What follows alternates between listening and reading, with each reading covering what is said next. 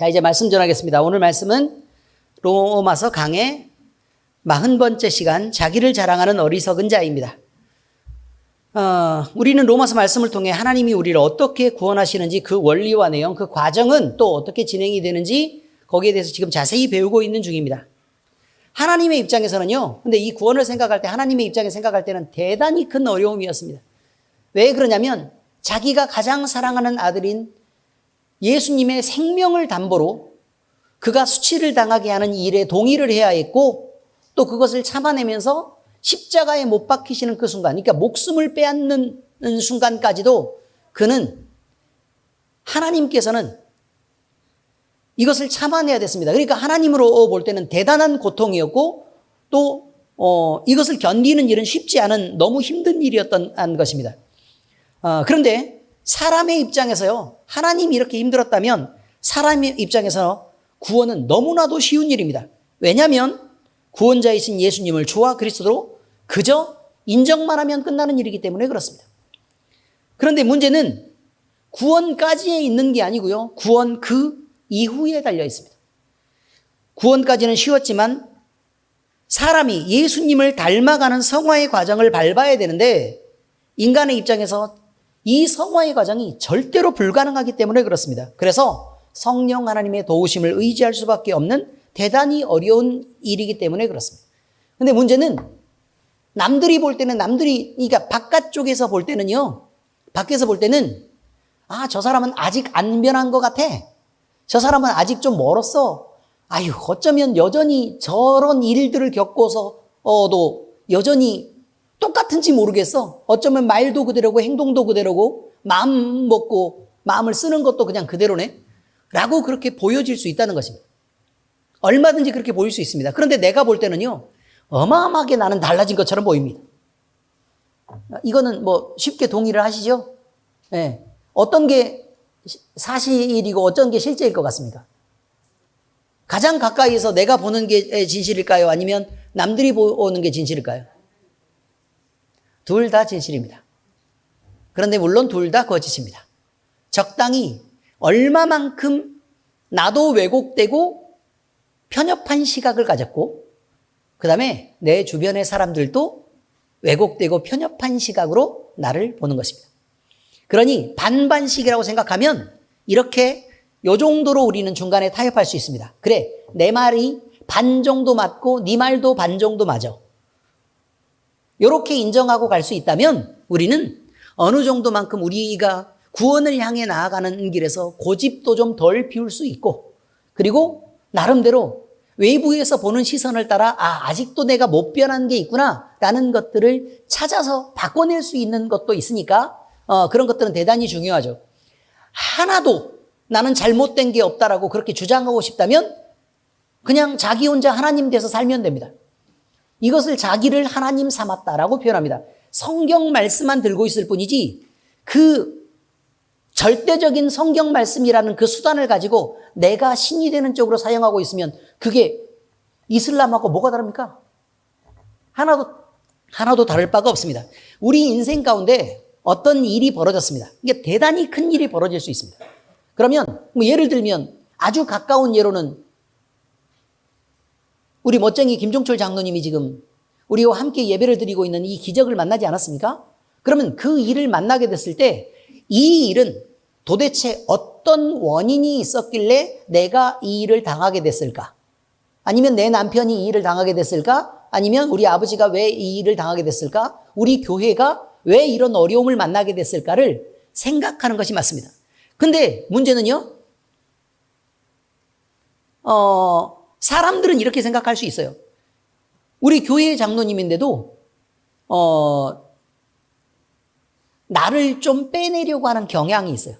어떤 경향이냐면 김종철 장로님이 어려움을 당했다. 그러니까 병원에 입원해서 이제 크게 좀 힘들었었잖아요. 그런데 장로님에게 어떤 문제가 있어서 그랬을까만 생각하지, 우리 교회에 우리 교회 지체로서 무엇이 잘못됐길래 장로님이 그 어려움까지 당할 수 있도록 우리 교회에 이런 고난이 있었을까를 생각하지는 않는다는 것입니다. 이건 대단히 문제가 있는 것입니다. 그러므로 우리는 전체 속에서 큰 일이 벌어졌던 아니면 사소한 일이 벌어져서 우리가 잠깐 생각을 해야 되는 그런 어떤 시점이 오는 때에는 늘 우리는 생각을 해야 된다는 거예요. 왜 어떤 것이 원인이 되어서 하나님 앞에서 무엇이 잘못되었길래 또는 하나님이 무엇을 훈련시키려고 이런 일을 우리에게 허락하셨을까를 반드시 생각해야 돼요. 그냥 넘어가면 우리는 느낄 수 없게 되고 느낄 수 없으면 하나님은 다시 가르치시려고 할 것입니다. 그럼 어렵습니다. 의미를 아시죠? 하나님이 이런 어려움을 줬어요. 그리고 나서 이 고난을 통해서 나를 가르치시려고 생각했단 말이에요. 그런데 이 고난을 통해서 하나님이 나를 가르치시려고 하는데 나는 아무 생각도 없이 하나님 감사합니다 하고 쓱 넘어갔어요. 자, 그러면 하나님은 어떻게 하신다고요? 아직 못 배웠네? 그럼 어떻게 해야 돼요? 다시 생각할 만한 고난을 주겠죠. 그러면 그 고난은 그 전보다 더 강력하고 더 간절한 기도를 요구하는 고난일 수 있다라는 것입니다. 뭐하고 똑같은 거냐면, 자, 우리가 덧셈을 배울 때요, 몇 학년 정도의 덧셈을 배워요? 초등학교 2학년 정도 배우나요? 1학년 때 배워요? 그러니까 초등학교 1학년 때 덧셈을 배운단 말입니다. 그런데 덧셈을 선생님이 문제를 내봤더니 엄청 잘 풀어요. 그래서 완전히 다 아는 것 같아. 그럼 선생님이 굳이 문제를 잘 안 내죠. 근데 애가 덧셈을 냈는데 문제를 맞추기도 하고 틀리기도 하고 잘 모르는 것 같아. 그리고 대충 이렇게 답만 쓰고 넘어가는데 얘가 알고 있는지 모르고 있는지 잘 모르겠어. 자, 그러면 어떻게 해요? 열심히 가르쳐요? 가르치긴 했잖아요. 자, 어떻게 가르치는 거는 알아요. 자, 문제는 뭐냐면 이거예요. 이 문제도 주고 저 문제도 줘서 완전히 익힐 때까지 연습을 시킬 거라는 거예요. 우리에게 있는 고난들도 마찬가지예요. 이런 방식으로 우리에게 하나님이 계속해서 반복하신다는 것을 우리는 늘 잊지 않아야 됩니다. 한 가지 주의할 것, 무슨 일이 우리에게 벌어졌거든 하나님은 왜 이것을 우리에게 허락하셨을까를 반드시 생각해야 된다는 것입니다. 그리고 그 고난을 통해서 배워야 될 것들을 배워야 되죠. 그러니까 현재의 고난은 장차 우리에게 나타날 영광과 비교할 수 없게 되는 것입니다. 왜냐하면 그것이 인내를, 또 인내는 연단은 하나님께 이르는 소망을 이루는 과정들을 겪어야 되기 때문에 그렇습니다. 자, 여러분, 오늘은요, 우리에게 구원이 있습니다. 예수 그리스도를 통한 구원이 있는데요. 이렇게 구원을 받는 사람들 입장에서는 하나님의 은혜를 아주 쉽게 수용하고 또 그 안에서 기쁨을 쉽게 누릴 수 있습니다. 그런데 구원을 거부하는 사람도 있다는 것입니다. 그런데 그 거부하는 사람들 입장에서는요, 그 어리석음에 대해서 우리는 그것을 이야기를 다시 해봐야 됩니다. 근데 문제는, 아니, 우리는 지금 예수님을 잘 믿고 있잖아요. 여러분이 볼 때는 아주 훌륭하잖아요, 지금. 그렇지 않습니까? 제가 볼 때도 우리 교회의 식구들은 대단히 훌륭한 신앙을 가지고 있습니다. 제가 볼 때는 그렇다는 거죠. 남들이 볼 때는 어떻게 될지는 모르겠습니다. 문제는요, 우리가 이렇게 생각한다고 지금 구원을 완벽하게 우리는 이해하고 있고 또 그 구원에 우리는 완전히 들어있다고 생각해서 우리가 처신하는 여러 가지 일들이 있다는 건데, 문제는 이 여러 가지 일들이 하나님 앞에서 완전하게 이루어졌으면, 다시 말해서 구원의 여러 가지 절차들이 온전하게 잘 진행이 되고 있다면 하나님은 우리에게 특별히 뭘 지적할 것도 없고 그냥 그저 잘한다 칭찬만 하셔도 된다는 것이죠. 문제는 만약에 오늘 배워야 될 내용, 다시 말해서 믿지 않는 사람들의 완악함에 대한 거라든지 그들의 어리석음과 그 바보 같은 선택에 대한 것들을 지적할 때 만약에 거기에 우리의 모습이 오버랩되면 대단히 곤란하겠죠. 그렇지 않습니까? 그래서 우리가 그냥 예수님을 믿어 구원을 받은 것까지는 맞지만 여기서 성화의 길을 걸어가는 부분에 있어서는 대단히 큰 문제가 있을 수도 있겠구나라고 우리가 생각할 수 있도록 이 부분을 성경에 기록해 놓은 것입니다. 왜냐하면 성경 안에서요, 이 내용이 들어있는데, 아니, 안 믿는 사람이 성경을 읽어요? 교회 다니는 사람도 성경 안 읽는데? 그렇지 않습니까? 그러니까 안 다니는 사람, 예수님을 안 믿는 사람들에게 보여주려고 성경이 써져 있는 게 아니에요. 이해가 되셨죠? 믿는 사람을 위해서 써져 있는데 안 믿는 사람들의 어리석음에 대해서 지적하고 있다는 건, 문제는 믿는 사람과 안 믿는 사람들 중에 믿는 사람에게 쓴 메시지다라는 거죠. 그리고 그 믿는 사람에게 쓴 메시지 중에 안 믿는 사람이 가진 어리석음을 가진 사람이 있다고 지적하는 거예요. 그 부분을 우리는 함께 나누는 것이라 이 말입니다. 자, 첫 번째 내용은 뭐냐면요, 자기 지혜를 자랑하는 것은 어리석다는 것입니다. 내가 나를 자랑하고 나의 똑똑함을 자랑하고 또 내 말이 맞다는 걸 자랑하고 내 생각이 옳다는 걸 자랑하고 싶은 그 내용을 다른 사람들에게 만약에 내가 사는 세상에서 펼쳤을 때요, 그 사람은 바보 같은 놈이다, 이런 뜻입니다. 여기 한 이야기를 주목하시기 바랍니다. 이건 제가 동화를 썼습니다. 한 개. 잘 들으셔야 됩니다. 이게 말도 안 되는 이야기입니다, 사실. 어느 날 늘 집에서 키우던 강아지가 있습니다. 그러니까 너무 어려가지고 밖에를 데리고 나갈 수 없었습니다.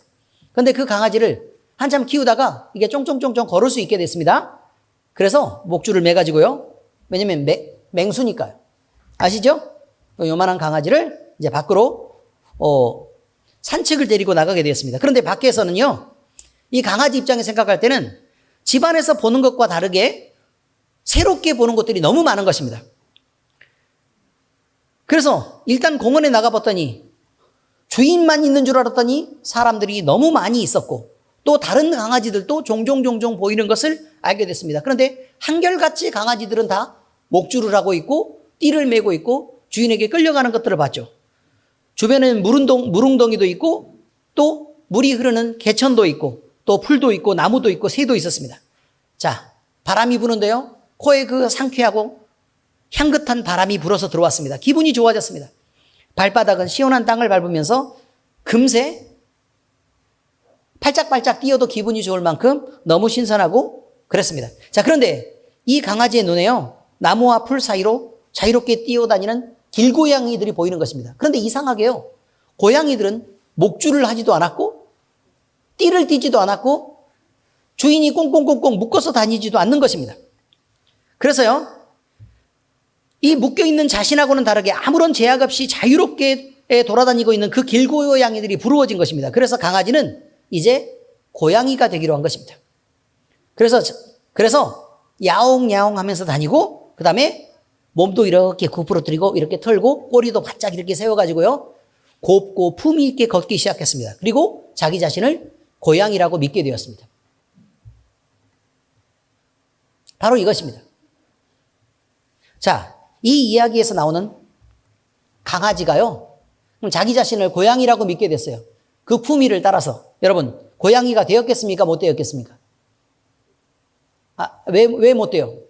그렇게 걷는데. 소리도 똑같이 내는데. 개는 뭐고? 개고. 그 고양이는 고양이기 때문에 그렇습니다. 아니, 소리만 야옹이라고 낸다고요? 강아지가 고양이가 되는 것은 아닙니다. 그리고 그 소리를 들으면서 사람들은 그 강아지를 보고 고양이라고 생각했겠습니까? 아니죠. 강아지가 미쳤나? 이렇게 생각할 것입니다. 여러분, 아무리 강아지가 야옹야옹 하면서 자신을 고양이라고 주장한다고 해도 강아지는 그저 강아지입니다. 강아지가 자기 자신을 고양이라고 주장할 수는 있겠지만 판단은 자기의 주장대로가 아닌 밖에서 보이는 대로 하는 것입니다. 그거를 알아야 된다는 것이죠. 지혜도 마찬가지입니다. 비단 어리석은 자가 아니어서요, 내가 제법 똑똑한 편에 속하는 그런 그룹에 있다고 하더라도 자기가 내세우는 주장으로 지혜자가 되지는 못합니다. 그러니까 있는 그대로의 모습을 사람들은 보는 것입니다. 일단 지혜라는 말은요, 되게 값어치 있는 단어인 걸 아시죠? 예, 그저 많이 알면 지혜롭습니까? 아닙니다. 많이 안다고 지혜로운 게 아닙니다. 말을 잘하면 지혜롭습니까? 그것도 아닙니다. 그럼 많이 알고 말까지 잘하면 지혜롭습니까? 그거 아닙니다. 지혜라는 것은요, 단지 많이 알거나 똑똑한 것만을 지혜라고 말하지 않습니다. 지혜는 그것보다 더 넓고 깊은 것입니다. 단순히 많이 알고 똑똑한 사람은 어리석게 처신하기가 쉽습니다. 왜냐하면 자기 자랑을 일삼기 때문에 그렇습니다. 사람들 앞에서 자기 자신이 가진 지식을 자랑하다가 결국 사람들의 질투를 사고 또 미움을 받게 됩니다.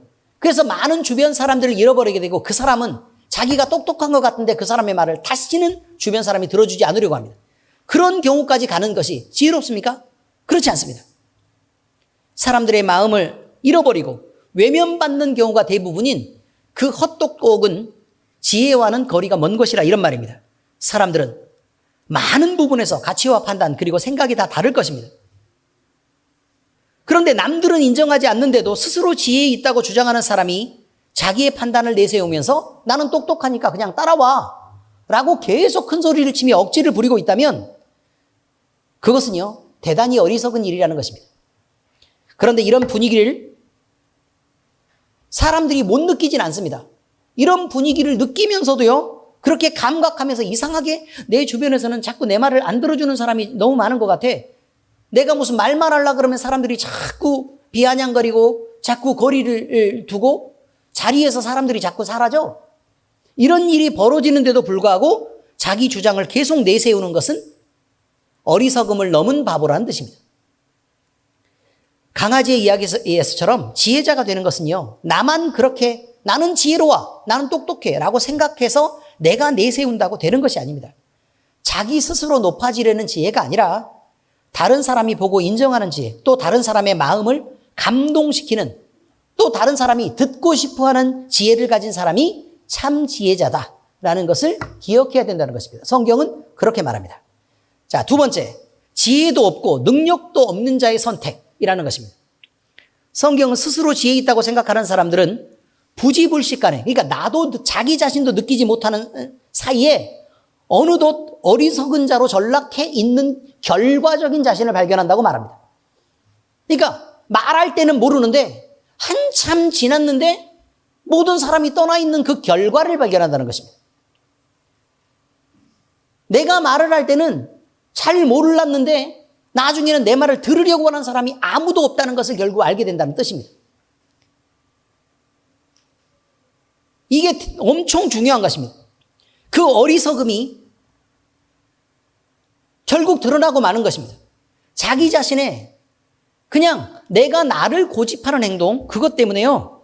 그 어리석음이 드러나면 결국은 많은 사람들에게 내가 바보 취급을 받는데도 내가 지혜자라고 고집하는 그런 상황들을 계속 나는 만들어간다는 것입니다. 만약 지혜가 있는 사람이라면요. 지혜가 있으면 자연을 살필 줄 알아야 됩니다. 지혜가 있으면 순리를 알아야 됩니다. 지혜가 있으면 사람의 마음이 움직이는 것을 볼 수 있어야 됩니다. 그런데 스스로 지혜자라고 말하는 사람이 다른 사람의 마음도 못 보고 자연의 순리도 못 보고 그리고 스스로만 고집해서 사람들을 잃어버리고 그저 바보 취급을 받는 그런 상황까지 몰고 가는 것이 어떻게 지혜자가 되겠습니까? 또 성경은 얘기하고 있습니다. 사람이요. 그런 입장에서 신비하도록 정밀하고 감탄이 우러나오도록 아름다운 자연을 보면서 하나님도 모르고 엄격한 자연의 질서와 운행을 보면서도 그의 영광을 발견할 수 없는 그 사람을 어떻게 지혜자라고 말하느냐 이 말이에요. 세상 사람들이 엄청 똑똑한 척하면서 하나님을 인정할 수 없는 자리에 있다면 그는 지혜자가 아니라 어리석은 사람이란 뜻이다. 이런 말입니다. 자기 자신이 결국 죽을 곳으로 끌고 가면서 내 명예 하나를 위해서 바보처럼 행동하고 있는 그런 사람들에 대한 지적입니다. 그런데 여러분, 자연 만물 속에 세심함을 넘어서요. 자세히 보면 자세히 볼수록 그리고 더 깊이 들어가면 더 깊이 들어갈수록 정밀해지고 그 다음에 훨씬 더 확대해서 보고 더 확대해서 보고 더 확대해서 보고 그렇게 봤더니 웅장하게 펼쳐진 우주 같은 하나님의 세상이 존재한다는 것을 결국 볼 수 없는 사람들은 하나님이 이것을 만들었다고 인정할 수가 없는 것이라 이 말이에요. 결국 껍데기만 보면서요 하나님을 판단하는 사람이 어떻게 지혜자입니까? 심지어 썩어지지 아니할 하나님의 영광을 썩어질 사람과 금수와 버러지 형상의 우상으로 만들어서 그것을 섬기는 사람들이 있었다라고 말하고 그들의 영적 우둔함을 지적하는데 이것들은 바보가 아니라 그보다 더 기가 막히는 어리석은 놈이다 라고 지적하고 있는 것이 성경이라는 것입니다. 그런데요, 이것은 너무 당연한 것입니다. 왜냐하면 하나님을 인정하지 못하면 결국 그들은 하나님의 반대편인 어둠 속에 있을 것이고, 어둠 속에 있는 사람들은 눈앞도 거의 보지를 못합니다. 그러니까 분간이 안 되는 사람들이 결국 멀리 계시는 빛이신 하나님을 이야기할 수 있다는 것 자체가 말이 안 되기 때문에 그렇습니다. 그러므로 하나님을 감각할 수 없기 때문에 그들은 부인할 수밖에 없는 것은 너무 당연한 일이 아닌가라는 의미입니다. 여러분, 하나님을 알되 하나님을 영화롭게도 아니하며 감사하지도 아니하고 오직 그 생각이 허망하여지며 미련한 마음이 어두워진 어리석은 인간이 자신의 눈앞에는 다른 아무것도 볼 수 없는 영적인 무능으로부터 오는 당연히 범할 수밖에 없는 그 범죄에 대해서 성경은 지적하는 것입니다. 결국 몰라서 헛것을 실제라고 믿게 되었고, 그 실제라고 믿은 것에 대해서 주장을 하다 보니 우상을 만들게 됐고 하나님을 부인하는 자리까지 갈 수밖에 없게 되었다는 것입니다. 본문은 지혜도 없고 또 멀리 볼 수도 없었던, 다시 말해서 능력이 없었던 그 시대의 사람들이 우상을 숭배하는 형태를 광범위하게 말하고 있는데요. 애굽에서는 주로 뱀 모양의 동물의 우상을 만들어 섬겼습니다. 그때 당시 얘기입니다. 헬라에서는요, 사람의 모양을 우상으로 만들어 놓고 또 그걸 섬겼습니다. 그리고 로마에서는 이 두 가지, 즉 인간과 동물 모양의 우상을 모두 만들어서 섬겼습니다. 이게 시대가 가면 갈수록, 발전하면 발전할수록 더 바보 같은 짓을 하고 있는 것입니다.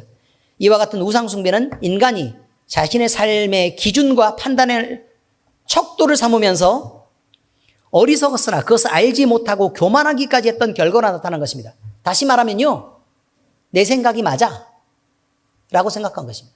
내 말이 맞아, 내 신앙이 맞아, 내가 주장하고 있는 게 맞아. 남들은 이상하게 조금 수준이 떨어지고 잘 모르는 것 같고 그냥 그렇게 보이는 것들 때문에 자기 주장을 일삼다가 거기까지 간 거라, 이런 말입니다. 결국 이것은 하나님을 거역하고 배신한 반역의 산물이 되었던 것입니다. 여러분, 자신을 쳐서 복종하지 않으면, 이것은 어느 순간에서라도 마찬가지입니다. 보통 사람들이 살아갈 때요, 내 자신이 겸손하지 않으면 사람을 잃어버립니다. 그죠? 많은 사람을 잃게 됩니다. 그래서 높은 자리에 있으면 높은 자리에 있을수록 겸손해야 합니다. 낮아져서요, 내가 높은 사람이라는 걸 잘 모르게 해야 됩니다. 그런데 권위마저 잃어서는 안 됩니다. 다시 말하면 비굴한 높은 사람이 되어서는 안 된다, 이 말이에요. 권위를 가지려고 하면 어느 자리에 있어야 되냐면 하나님을 알고 신실하고 진실한 자리에 있어야 됩니다. 이게 굉장히 중요한 것입니다. 한 번 말을 하면 그것을 지켜낼 줄도 알아야 되고, 약속하면 그것을 변기하지 않는 신용도 필요한 것입니다. 엄청 중요하죠. 저는 걱정하는 부분이 뭐냐면 각 가정에서요, 아버지들이 가장이죠. 그럼 신앙도 누가 중심을 잡아야 돼요? 성경적으로 보면 아버지가 중심을 잡아야 되는 거 맞습니다. 당연히 아버지가 중심을 잡아야 됩니다. 그런데 아내들이 생각할 때는 아버지들이 영 못마땅하거든요.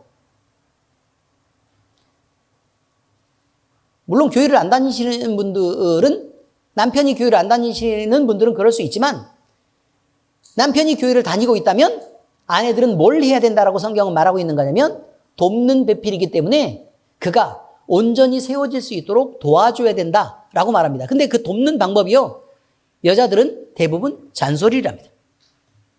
이렇게 저렇게, 당신은 왜 이걸 못해? 당신은 왜 이게 안 돼? 라고 얘기하면서 자꾸 난 그게 늘 문제야 라고 얘기해서 잔소리를 하다가 점점 싸웁니다. 여러분, 이거는 돕는 게 아니라 방해하는 것입니다.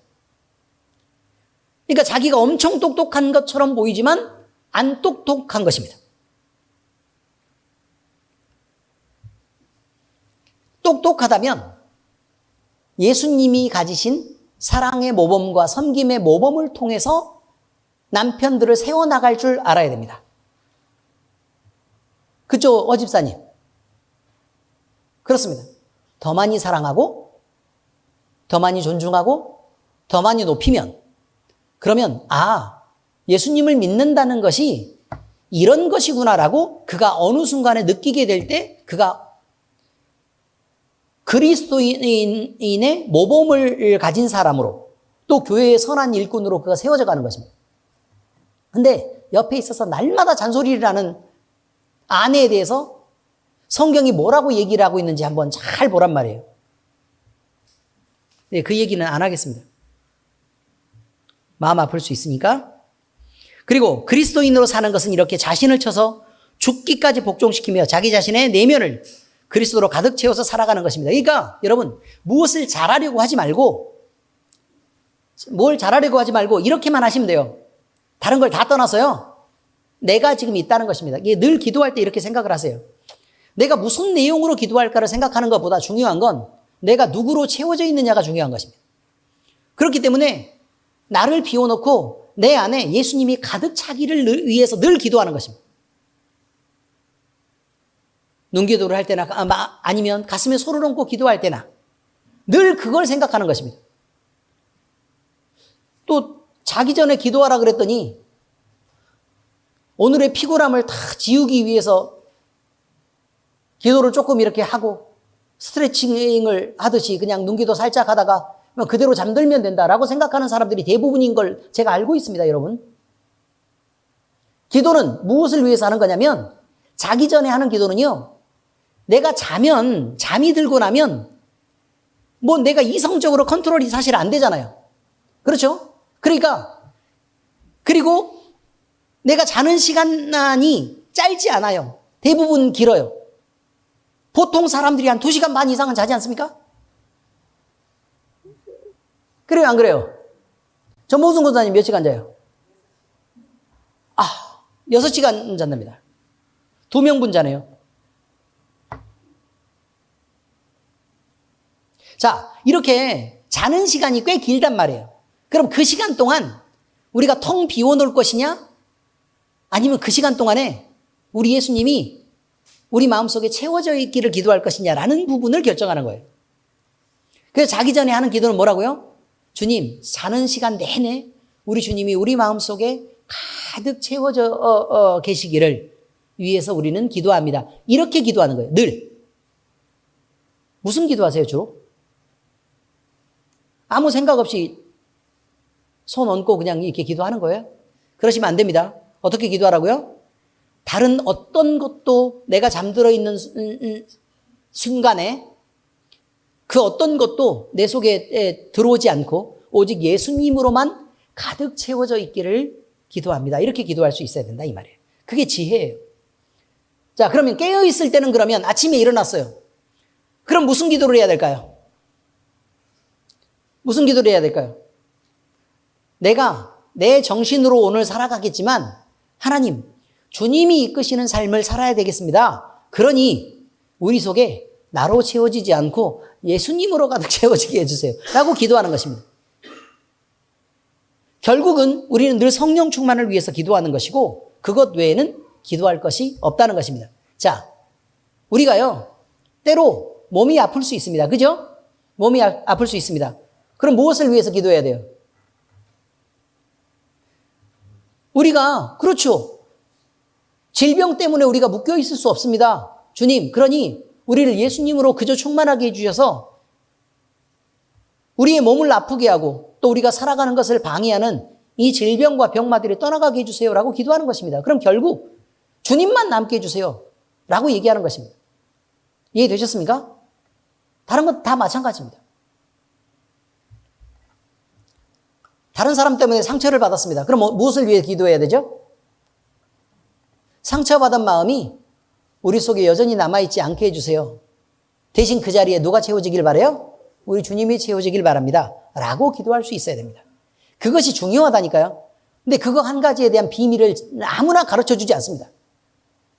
전화되니까 여러분에게 특별히 이런 비밀을 가르쳐 드리는 것입니다. 아멘? 네. 자, 이제 말씀을 적용하겠습니다. 자신의 한계를 아는 것이 지혜고 하나님을 의지하는 것이 용기입니다. 자신을 너무 높게 평가해서 자신을 과신하고 산다면 만약에 내가 무너질 때, 다시 말해서 내가 늙을 수도 있잖아요. 그죠? 아니, 믿고 있는 내가 늙으면 어떡해? 안 늙어야죠.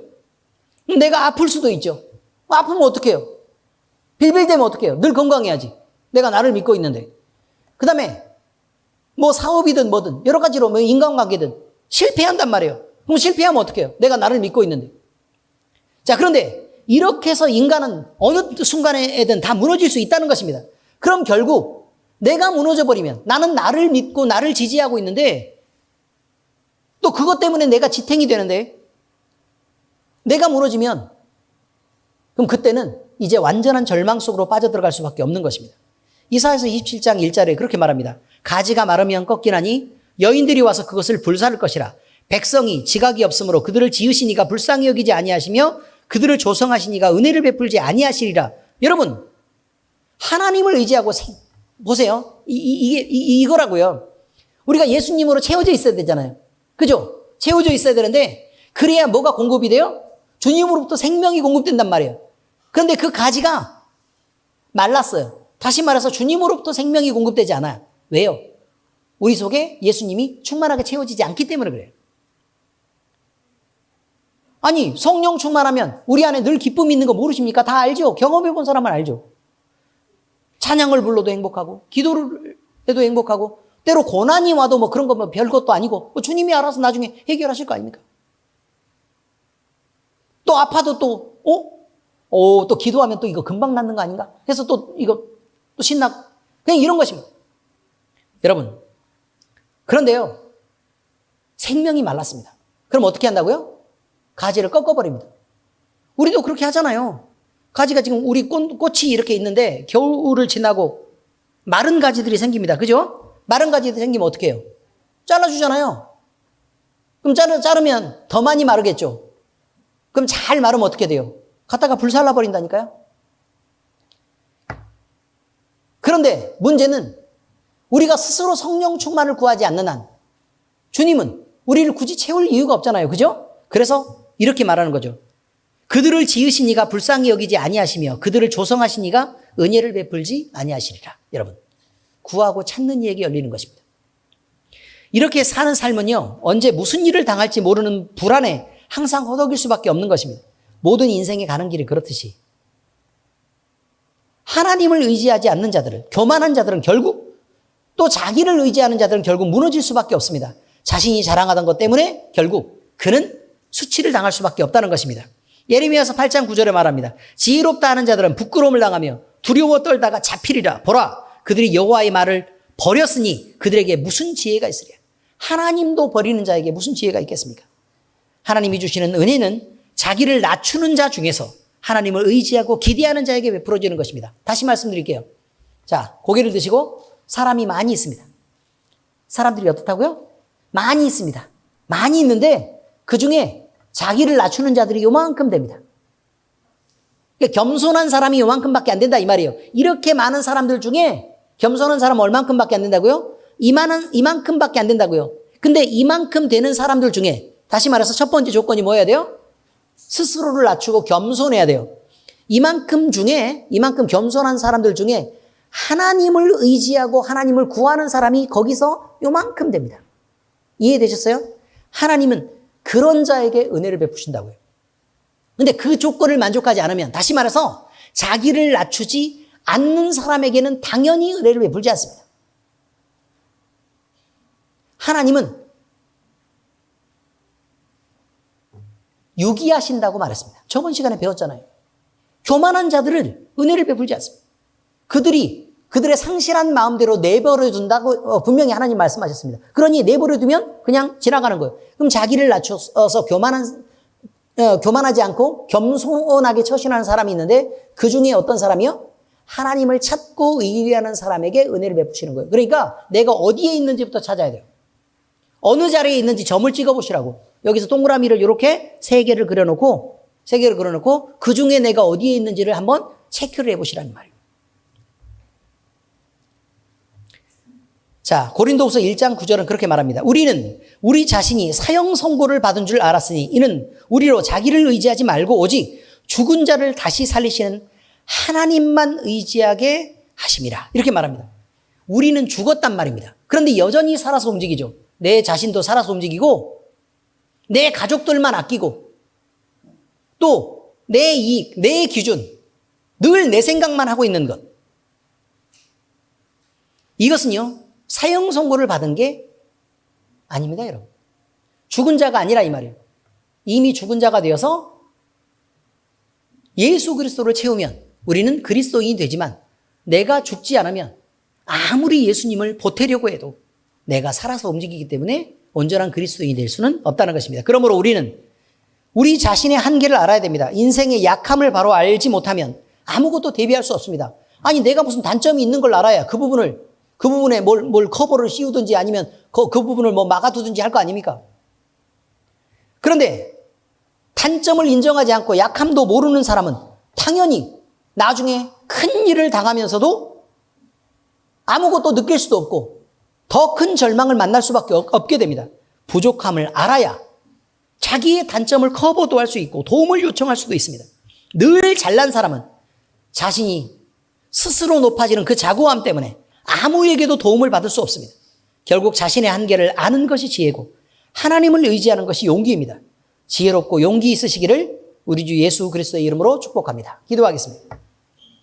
하나님 아버지, 우리가 우리의 한계를 알고 또 하나님을 의지할 수 있기를 바랍니다.